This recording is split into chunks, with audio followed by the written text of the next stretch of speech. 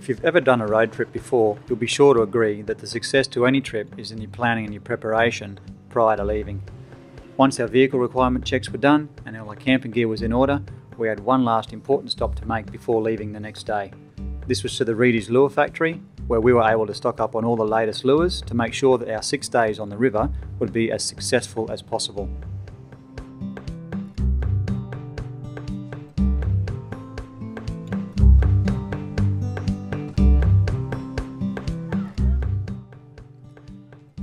Based at Wishart Siding in Darwin, the Reda's Lure Factory is not just a factory to making lures, they also stock and sell all of the latest products, including clothing, memorabilia, stubby coolers, stickers, and of course, the successful range of Reda's lures. On our trip, young Larry decided to stop in, catch up with Karen, go through the latest range and pick out the most successful colours and patterns that he was sure were going to land that biggest barra. One of the standouts with the staff at the Reda's Lure Factory is that they're not just content to make the quick sale. Customer satisfaction is very high on their list. Obviously, Larry had spent some time talking with Karen and the staff about the trip ahead.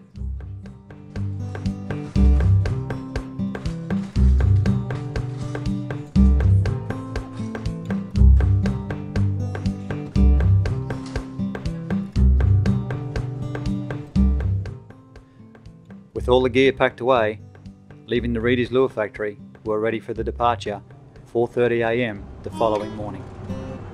Cape York, here we come.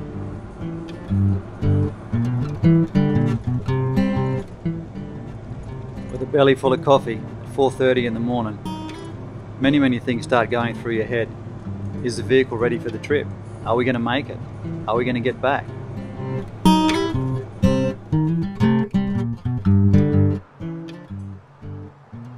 Early in the morning we were making pretty good time as we passed over the bridge and entered into Katherine. With dead straight roads and not much to see, a road train was a welcome sight.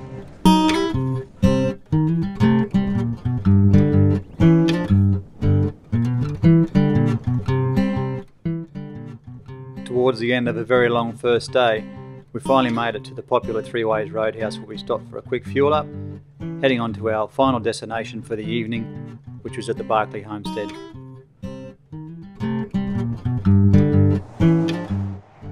You know you're in the Northern Territory when the speed signs read 130.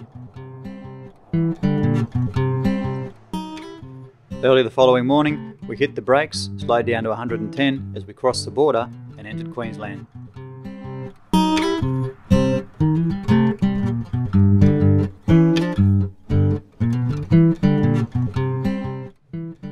The following day, we met up with Paul Graham, who was also joining us on the trip. This was in Cairns.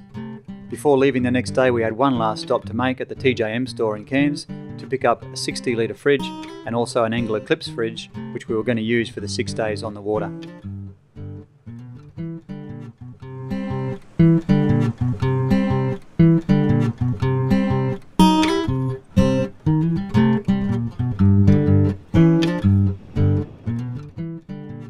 Once the boys were loaded up, that was it.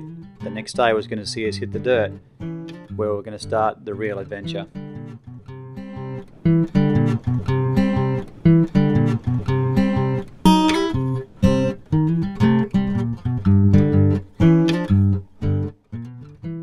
We made good time and were ready to leave Musgrave Roadhouse on the PDR, heading towards Morton Telegraph Station later that afternoon.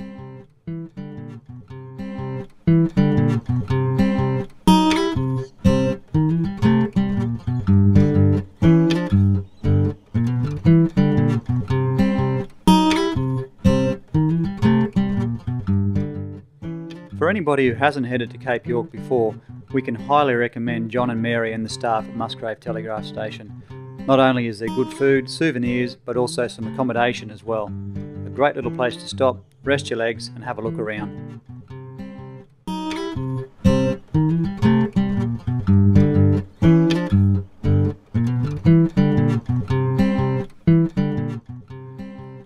Later that day we crossed over the famous Archer River. Obviously water levels were a little lower at this stage.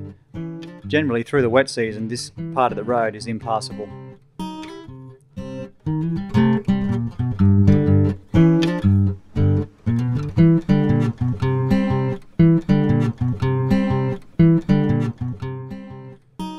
Shortly after Archer River, you come to a section of the road called the Wise. Heading north, a right-hand turn will take you towards Bamaga and Seisha.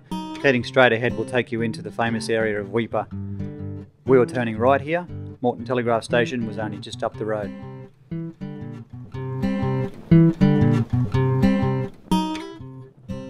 It was a good sign to still see water over parts of the road. This meant that we didn't leave our trip too late and we were still going to be fishing the river with some water flow. It also gave the lads a bit of time to play around and have a little bit of fun on the way.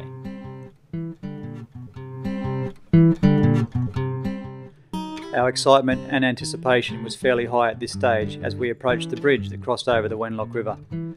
This river was where we were going to spend the next 6 days fishing and floating in flood. On the other side of the river we would also meet up with the latest person in our crew, Jeff Young, who is a resident from Bamaga.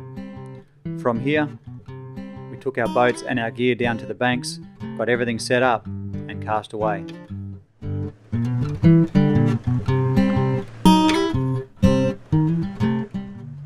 Once we'd caught up with Jeff and said all the necessary hellos, it was time to head into Morton Telegraph Station to catch up with the staff there.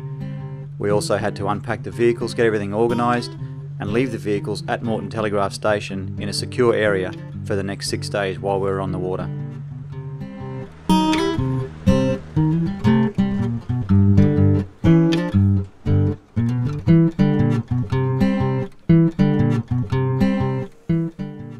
We were that close to the water and the excitement levels were getting a little too high. We were keen to get unpacked and get on the water as quickly as possible.